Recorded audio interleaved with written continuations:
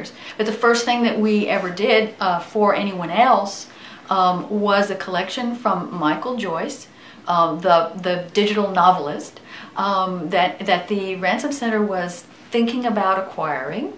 And we had a discussion. I was sort of called in and discussed this, sort of said, you know, yes, this person is a legitimate person, and hypertext novels are real things, etc., etc., and that happened.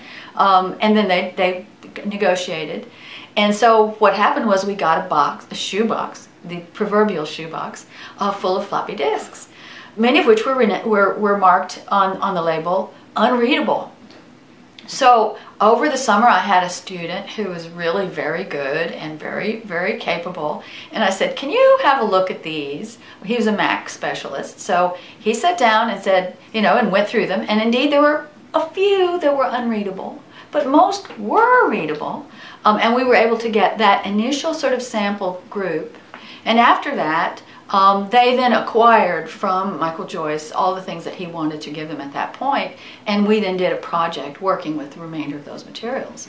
And the person who was working with those materials at the Harry Ransom Center was a former master's student of ours who is now finishing up, I believe, at SUNY Albany with Phil Eppard.